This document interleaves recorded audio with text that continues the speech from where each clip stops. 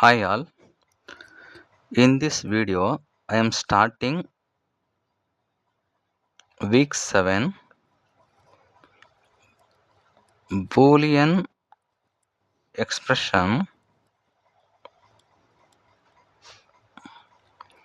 simplification Boolean expression simplification using K-map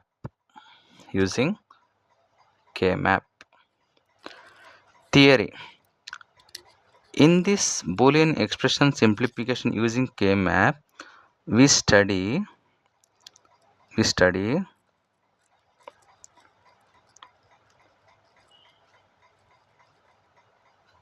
Karnaugh map. In Karnaugh map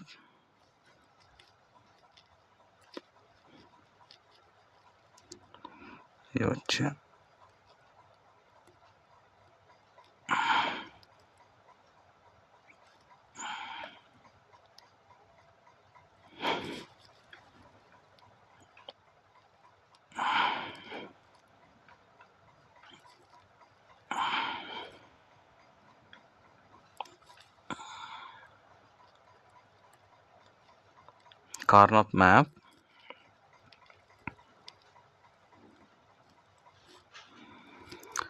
In Karnaugh map we study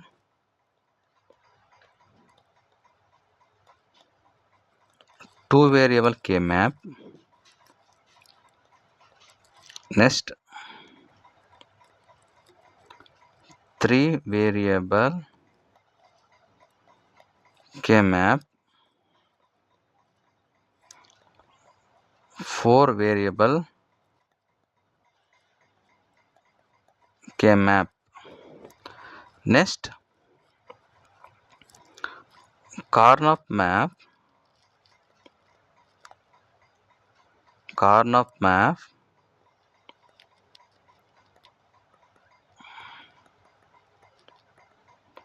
simplification rules.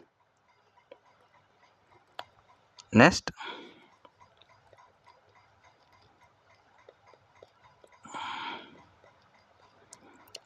problems based on Karnaugh map. This is the theory.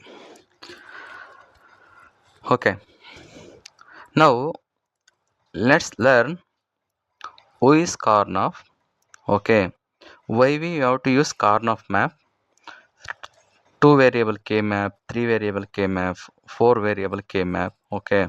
What is the advantage and merits, demerits of Karnaugh map?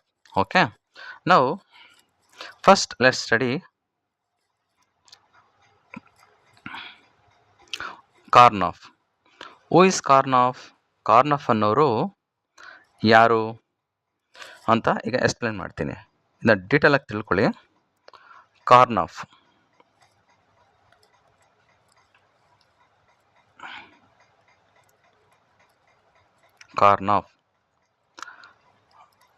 ಇವರ full name ಬಂದು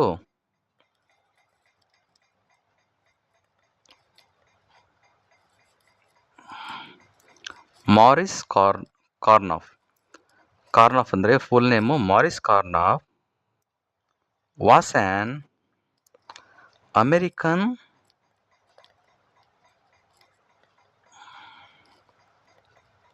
physicist and mathematician.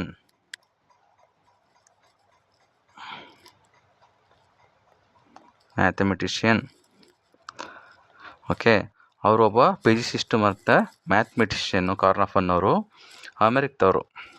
Okay, ಈ worked at Bell labs.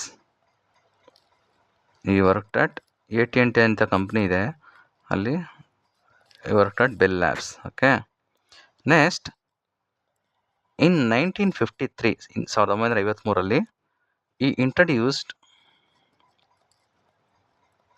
ಇದೆಲ್ಲ ನಾನು ನಿಮಗೆ extra information ಕೊಡ್ತಾ ಇರೋದು. Okay, ಆದರೆ ನಿಮ್ಮ ಸಿಲೆಬಸ್ಸಲ್ಲಿ ಏನೈತೆ ಅದನ್ನು ನೀವು ಓದ್ಕೊಳ್ಳಿ. Just good to know. Okay, ಇದೆಲ್ಲ ತಿಳ್ಕೊಂಡ್ರೆ ಒಳ್ಳೆಯದು. In 1953 introduced the Karnaugh map. Introduce the Karnaugh map. ಮತ್ತು ಕಾರ್ನಾಫ್ ಮ್ಯಾಪ್ ಅಂತ ಸಿಂಪಲ್ ಆಗಿ ನಾವು ಕೆ ಮ್ಯಾಪ್ ಅಂತ ಕರಿತೀವಿ. Okay, next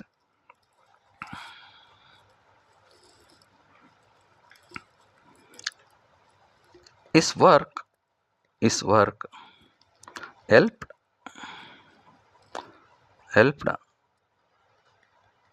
simplify Boolean algebra problems in digital electronics.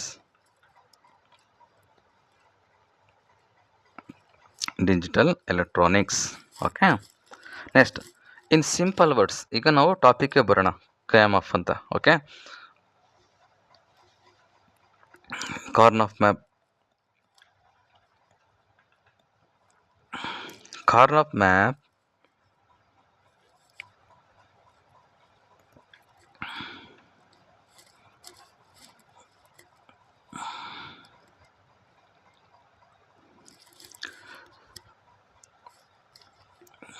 Karnaugh map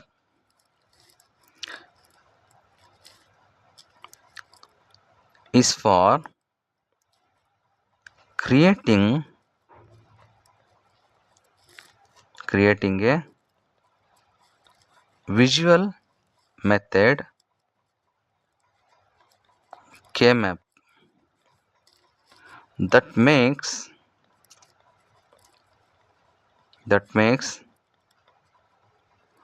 makes it easy to simplify logic expressions and design digital circuits.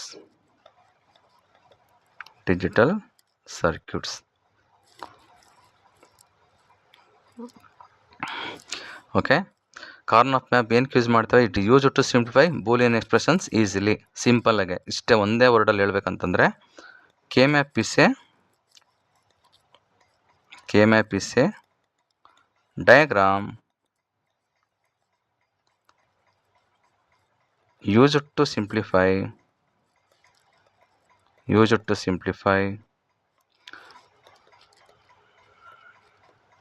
Boolean expressions easily. Okay, ಈಗ ಇಷ್ಟು. Next, ಈ K ಮ್ಯಾಪಲ್ಲಿ ನಾವು 2 variable K map, 3 variable K map, 4 variable K map ಅಂತ ಹೇಳ್ತೀವಿ. ಅದನ್ನು ಎಷ್ಟು cells ಬೇಕಾಗುತ್ತೆ ಅಂತ ಇದನ್ನು ನೋಡೋಣ. Okay, for example, okay, here if Boolean expressions consisting of n variables, number of cells required in K-map is equal to 2 to the power of n cells. ಈಗ ನಾನು 2 ವೇರಿಯೇಬಲ್ ಕೆ ಮ್ಯಾಪ್ನ ಎಕ್ಸ್ಪ್ಲೇನ್ ಮಾಡ್ತೀನಿ ಇವಾಗ. For example, ಎನ್ನಲ್ಲಿ ಅಂದರೆ ಎನ್ನು variable 2 ಆಗಿದ್ರೆ ನಮಗೆ ಎಷ್ಟು cell ಬೇಕಾಗುತ್ತೆ? 2 to the power of 2 is equal to 4 cells ಬೇಕು. ನಮಗೆ n is equal to 3 ಆದರೆ 2 to the power of 3 is equal to 8 ಆಯಿತಾ? 8 cells ಬೇಕಾಗುತ್ತೆ. n is equal to 4. Okay, 4 variables ಆದರೆ 2 to the power of 4 16 cells ಬೇಕಾಗುತ್ತೆ. Okay, next ಈಗ ನಾನು 2 variable K ಮ್ಯಾಪ್ನ explain ಮಾಡ್ತೀನಿ. ಓಕೆ, ನೋಡ್ಕೊಳ್ಳಿ. 2 ವೇರಿಯೇಬಲ್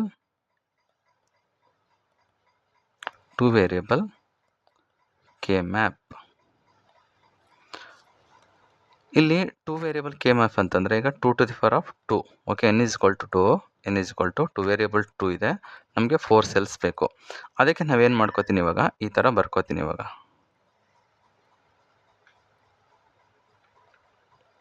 ಇಲ್ಲಿ ನೋಡಿ, ಇವಾಗ ನಮಗೆ 2 ವೇರಿಯೇಬಲ್ ಇದೆ. ಇಲ್ಲಿ ಎ ತಗೋಬೇಕು, ಇಲ್ಲಿ ಬಿ ತಗೋಬೇಕು. ನೆಕ್ಸ್ಟ್ ಆಯಿತಾ, ಇಲ್ಲಿ ನಾವು 0 1 0 1 ಓಕೆ, ಈ ಥರ ನಾನು ಬರ್ಕೋತೀನಿ. ಇದು 0 1 2 3 ಇದು ಸೆಲ್ ನಂಬರು 0 1 2 3. ಇದು 4, ಇದು ಇಷ್ಟು ಬೇಕಾಗುತ್ತೆ ಇವಾಗ ನಮಗೆ ಗೊತ್ತಾಯ್ತು ಇವಾಗ. ಇಲ್ಲಿ ನೋಡಿ, ಈಗ ನಾನು 0 1 0 1 ಅಂತ ಹಾಕಿದ್ದೀನಿ. ಅಥವಾ ನಾವು ಈ ಥರನೂ ಬರ್ಕೋಬೋದು, ಅಂದರೆ ಅದನ್ನು ಬಾರ್ ಎಕ್ಸ್ಪ್ರೆಷನ್ ಮೂಲಕ ಬರಿತೀನಿ.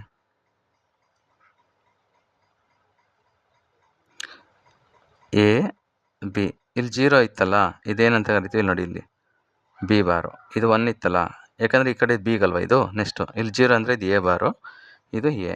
ಇವೆಲ್ಲ ಸೆಲ್ ನಂಬರು 0 1 2 3. ಇದು 2 ವೇರಿಯೇಬಲ್ ಕೆ ಮ್ಯಾಪ್ ಇದು. ಓಕೆ, ಇದು 2 ವೇರಿಯೇಬಲ್ ಕೆ ಮ್ಯಾಪ್. ಅದೇ ರೀತಿ ಇವಾಗ ನಾನು 3 ವೇರಿಯೇಬಲ್ ಕೆ ಮ್ಯಾಪ್ ಬರೀತೀನಿ. 3 ವೇರಿಯೇಬಲ್ ಕೆ ಮ್ಯಾಪ್ ಇವಾಗ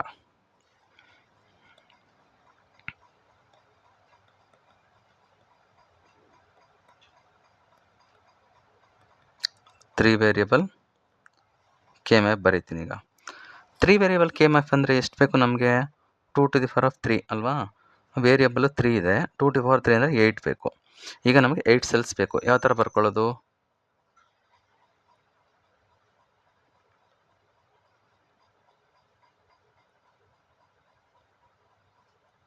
ಇಲ್ಲಿ ನೋಡ್ಕೊಳ್ಳಿ. ಈಗ ಇಲ್ಲಿ ನೋಡಿ, ಇಲ್ಲಿ ಏನು ಮಾಡಬೇಕು, ಇಲ್ಲಿ 3 ವೇರಿಯೇಬಲ್ ಕೆ ಮ್ಯಾಪ್ ಅಲ್ವಾ, A B C.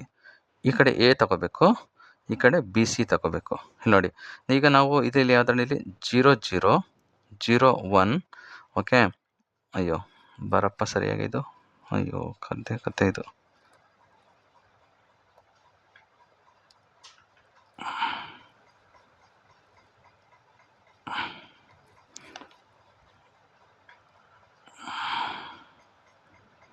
Okay, 3 variable K ಮ್ಯಾಪಲ್ಲಿ 0 0 0 1 1 1, ಇಲ್ಲಿ 1 1 ತಗೋಬೇಕು. ನೆಕ್ಸ್ಟ್ ಇಲ್ಲಿ 1 0 ತಗೋಬೇಕು. ಇಲ್ಲಿ 0 1. ಸ್ಟೂಡೆಂಟ್ಸ್ಗೆ ಏನು ಡೌಟ್ ಅಂತಂದರೆ, ಈಗ 0 0 0 1 1 1 1 0 ಯಾಕೆ ನಾವು ಆರ್ಡ್ರಲ್ಲಿ ತಗೋತಾ ಇಲ್ಲ? ಆರ್ಡ್ರಲ್ಲಿ ಯಾಕೆ ತಗೋತಾ ಇಲ್ಲ ಅನ್ನೋದೇ ಮೇನ್ ಡೌಟ್ ಇಲ್ಲಿ. ಅದಕ್ಕೆ ಒಂದು ರೀಸನ್ ಇದೆ, ಅದನ್ನು ಅರ್ಥ ಮಾಡ್ಕೊಳ್ವ ಏನಂತೇಳಿ. ಓಕೆ, ಸೊ ಯಾಕೆ ಆ ಥರ ಮಾಡ್ತಾರೆ ಅಂದರೆ, ಓಕೆ ನೋಡಿ ಅದನ್ನು ನೀಟಾಗಿ, ಯಾಕಂದರೆ ಬೂಲಿಯನ್ ಎಕ್ಸ್ಪ್ರೆಷನ್ನ ಸಿಂಪ್ಲಿಫೈ ಮಾಡೋದಕ್ಕೆ, ಓಕೆ ಓಕೆ ಬೂಲಿಯನ್ ಎಕ್ಸ್ಪ್ರೆಷನ್ನ ಸಿಂಪ್ಲಿಫೈ ಮಾಡೋದಕ್ಕೆ ನಾವು ಅದನ್ನು ನಾವು ಇದು ಮಾಡ್ತೀವಿ. ಬೂಲಿಯನ್ ಎಕ್ಸ್ಪ್ರೆಷನ್ನ ನಾವು ಸಿಂಪ್ಲಿಫೈ ಮಾಡೋದಕ್ಕೆ okay, adjacent cells only 1 bit should change between adjacent cells. ಅದಕ್ಕೋಸ್ಕರ ನಾವು ಈ ಫಾರ್ಮೆಟಲ್ಲಿ ಬರ್ಕೋತೀವಿ. ಬೂಲಿಯನ್ ಎಕ್ಸ್ಪ್ರೆಷನ್ನ ಸಿಂಪ್ಲಿಫೈ ಮಾಡೋದಕ್ಕೆ ನಾವು 0 0 0 1 1 1 1 0 ಫಾರ್ಮೆಟಲ್ಲಿ ಬರ್ಕೋತೀವಿ. ಓಕೆ, ನೆಕ್ಸ್ಟು ಈಗ ನೋಡಿ, ಅಥವಾ ಇದನ್ನು ಈ ಫಾರ್ಮೆಟಲ್ಲೂ ಬರಿಬೋದು. ಈ ಫಾರ್ಮೆಟಲ್ಲಿ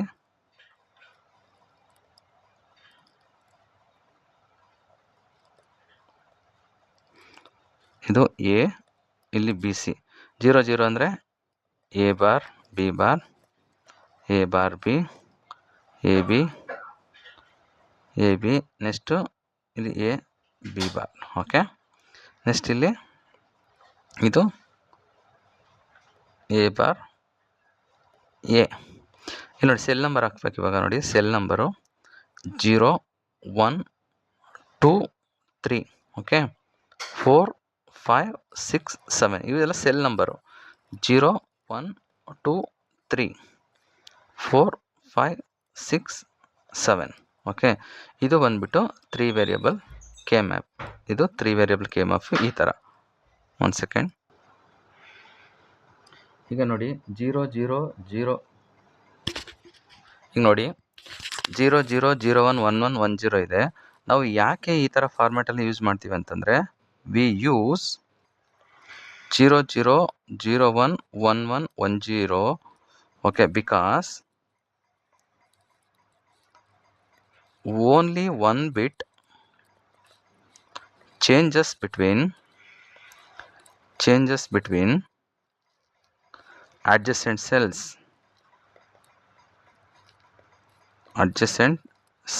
which allows which allows correct grouping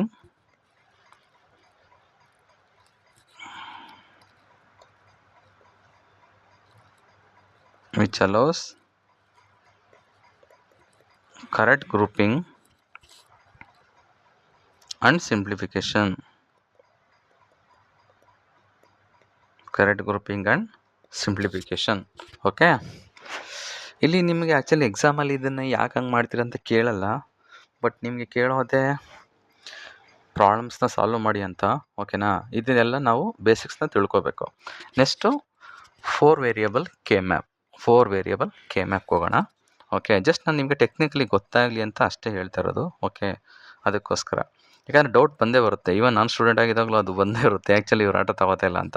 the main thing grouping ಕರೆಕ್ಟಾಗಿ ಆಗಲಿ, ಸಿಂಪ್ಲಿಫಿಕೇಶನ್ ಈಸಿ ಆಗಲಿ ಅಂತ ಇದನ್ನು ಥರ ಮಾಡ್ಕೊಂಡಿದ್ದಾರೆ ಅಷ್ಟೇ. Okay, next 4 variable K map. 4 variable K map. ಈಗ 4 ವೇರಿಯಬಲ್ ಕೆ ಮ್ಯಾಪ್ ಅಂದರೆ 2 to the power of 2, ಸಾರಿ 4 ಆಯಿತಾ. 16 ನಮಗೆ 16 ಸೆಲ್ಸ್ ಬೇಕು. ಈಗ ಯಾವ ಥರ ಅದನ್ನು ಬರ್ಕೊಳ್ಳೋದು, ಇಲ್ಲಿ ನೋಡ್ಕೊಳ್ಳಿ.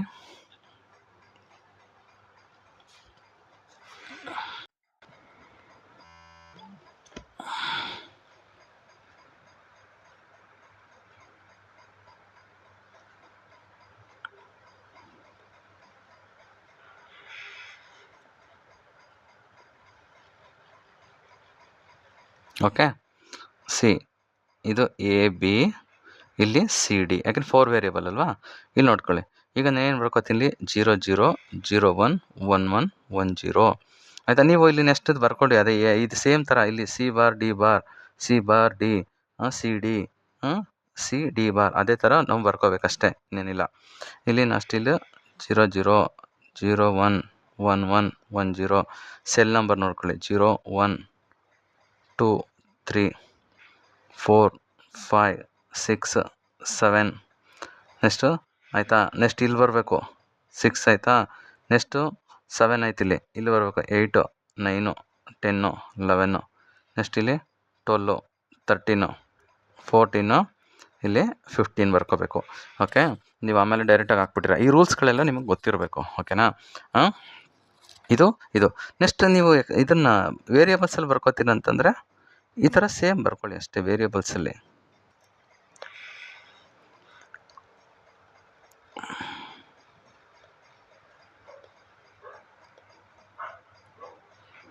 ನೋಡಿ ಎ ಬಿ ಸಿ ಡಿ ಆಯಿತಾ. ನೋಡಿ ಸೇಮ್ ಇಷ್ಟೇ ಸಿಂಪಲ್ಲು. ಇಲ್ಲಿ C bar D bar, C bar D, C D, C D bar. Okay, next A bar B bar, A bar B, A B, A B bar ಆಯಿತಾ. Next same ಇವೆಲ್ಲ cell number ಎಲ್ಲ same ಇರುತ್ತೆ ಆಯಿತಾ. 0 1 2 3 4 5 6 7 8 9 10 11 12 13 14 ಇಲ್ಲಿ 15. Okay, ಇದು 4 variable K map. Next here Karnaugh map simplification rules. ಇದು very very important. Simplification rules ನಿಮಗೆ ತುಂಬ ಇಂಪಾರ್ಟೆಂಟು. ಇದು ಗೊತ್ತಿದ್ರೇ ನಾವು ಬೂಲಿಯನ್ ಎಕ್ಸ್ಪ್ರೆಷನ್ನ ಸಾಲ್ವ್ ಮಾಡೋಕ್ಕಾಗೋದು. ಓಕೆನಾ. ಇಲ್ಲಿ ನೋಡಿ, first Karnaugh map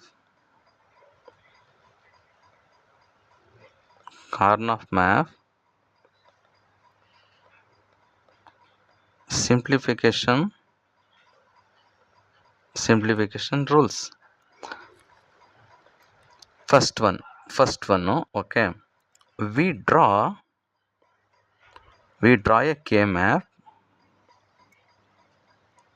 okay, first one ಏನು ಮಾಡಬೇಕು, ಒಂದು ಬೂಲಿಯನ್ ಫಂಕ್ಷನ್ ಕೊಟ್ಟಿರ್ತಾರೆ, ಅದನ್ನು ನಾವು ಸಿಂಪ್ಲಿಫೈ ಮಾಡೋದಕ್ಕೆ ಫಸ್ಟ್ ಏನು ಮಾಡಬೇಕು, we draw a K map according to the number of variables. According to the number of variables it contains. Okay, next we will fill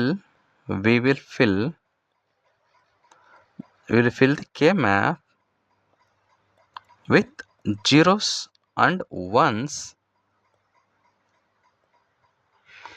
consisting to its function.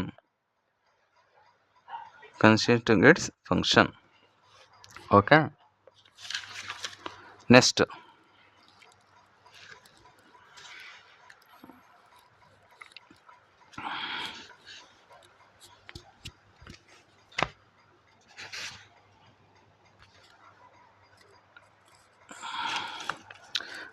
we minimize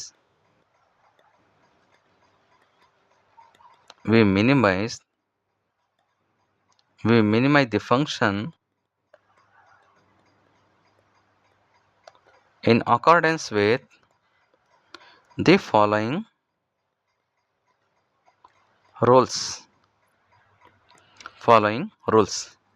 Next, first rule.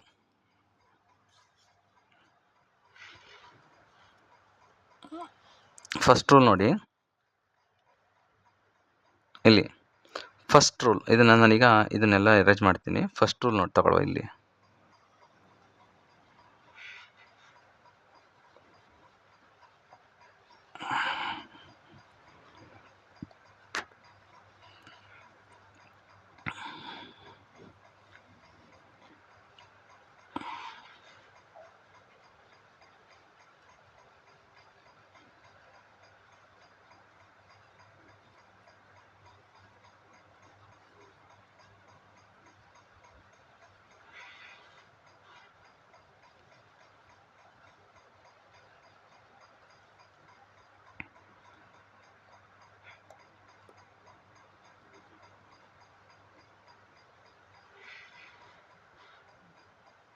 Okay, first rule ಬರೆಯೋಣ.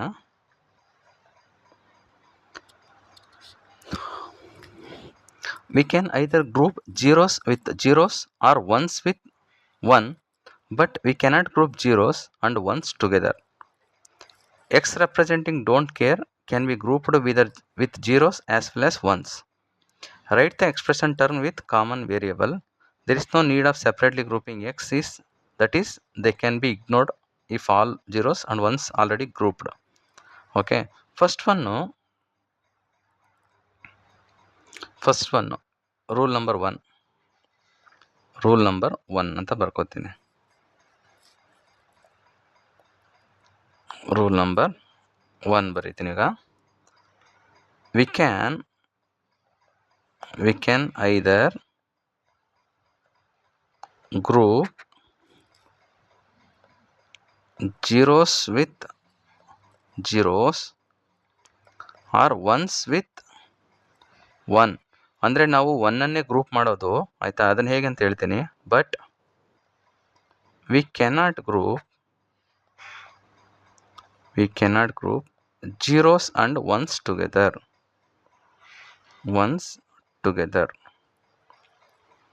Okay, X represents don't care. X represents don't care can be grouped with zeros as well as ones. We can group either zeros with zeros, ones with 1. ನಾವು ಒನ್ನನ್ನೇ group ಮಾಡೋದು, ಅದನ್ನು ಹೇಗಂತ ಹೇಳ್ತೀನಿ. But don't care ಇರೋದ್ರಿಂದ ನಾವು ಅದನ್ನು ಸೇರಿಸ್ಕೊಂಡು group ಮಾಡ್ಕೋಬೇಕಾಗತ್ತಷ್ಟೇ. Write the expression term with common variable.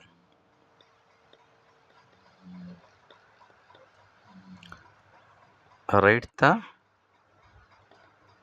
expression term with common variable. Okay, there is no next one. There is no need of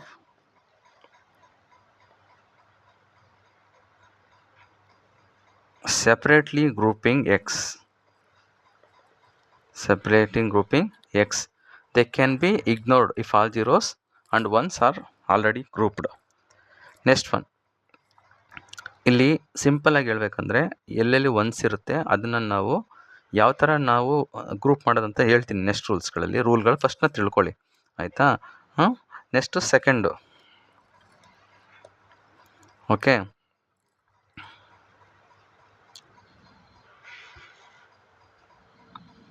ಇಲ್ಲಿ ನೋಡಿ, we can group either zeros with zeros, ones with ones ಅಂತ ಹೇಳಿದ್ನಲ್ಲ, ಯಾಕೆ ಗೊತ್ತಾ? ಅದನ್ನು ಈ ಥರ ಹೇಳ್ತೀನಿ ನೋಡಿ. Group only ones for S O P ಆಯಿತಾ? Or zeros for P O S. ಅದಕ್ಕೋಸ್ಕರ ನಾನು ಹೇಳಿದ್ದು group only ones for S O P, zeros for P O S. Next group ಸೈಜನ್ನು ಯಾವ ಥರ ಮಾಡ್ಕೋಬೇಕಂತಂದರೆ, ಗ್ರೂಪ್ ಸೈಜು 2n ಇರುತ್ತೆ. ಆವಾಗ ನಮಗೆ ಯಾವ 2n ಅಂದರೆ 2 ವೇರಿಯಬಲ್ಗೆ ನಮ್ಗೆ ಎಷ್ಟು ಬೇಕು? 4 ಆಯಿತಾ, 8, ನಮಗೆ 16 ಸೆಲ್ಸ್ ಈ ಥರ ಬೇಕಾಗುತ್ತೆ. ಆ ಥರ ಬರ್ಕೋಬೇಕು. ನೆಕ್ಸ್ಟು ಆಮೇಲೆ ಇದರ ಎರೇಸ್ ಮಾಡ್ತಾಯಿದ್ದೀನಿ. ನೆಕ್ಸ್ಟು ಗ್ರೂಪ್ಸ್ ಮೇ ಇಲ್ಲ ಫಸ್ಟ್ ಇದನ್ನ ತಿಳ್ಕೊಳ್ಳಿ. Make biggest group. ಓಕೆ, ಅಂದರೆ ಫಸ್ಟ್ ಯಾವಾಗಲೂ ಕ್ವಾಡ್ ಆಗುತ್ತಾ ನೋಡಬೇಕು. 8 ಗ್ರೂಪ್ ಮಾಡೋಕ್ಕಾಗುತ್ತಾ ನೋಡಬೇಕು. ಅದಾಗಿಲ್ವಾ 4 ಮಾಡೋಕ್ಕೆ ನೋಡಬೇಕು. ಅದಾಗಿಲ್ವಾ 2 ಆಯಿತಾ, ಪೇರ್ ಮಾಡೋಕ್ಕೆ ನೋಡಬೇಕು. ಆಯಿತಾ, ಯಾವಾಗಲೂ ಫಸ್ಟು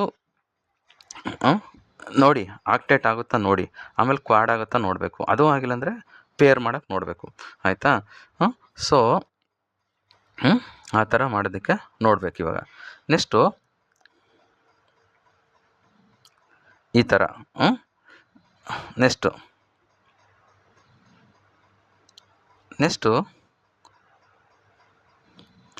ಗ್ರೂಪಿಂಗ್ ಡೈರೆಕ್ಷನ್ನು. ಇವೆಲ್ಲ ವೆರಿ ವೆರಿ ಇಂಪಾರ್ಟೆಂಟು. ಇವನ್ನ ನೀವು ನೋಡ್ಕೊಳ್ಳಿ. ಪ್ರಾಬ್ಲಮ್ ಸಾಲ್ವ್ ಮಾಡಿದ್ರೆ ಗೊತ್ತಾಗೋದು, ಬಟ್ ಇದು ರೂಲ್ಸ್ ಗೊತ್ತಿರಬೇಕು. ಗ್ರೂಪಿಂಗ್ ಡೈರೆಕ್ಷನ್ ನೋಡ್ಕೊಳ್ಳಿ. ಆಯಿತಾ?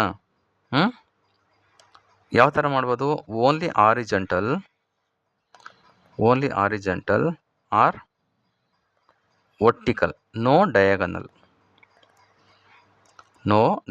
ಯಾವ ಥರ ಅಂದರೆ ತೋರಿಸ್ತೀನಿ ನೋಡಿ. ಈಗ ಈ ಥರ ಇರುತ್ತೆ. ಆಯಿತಾ?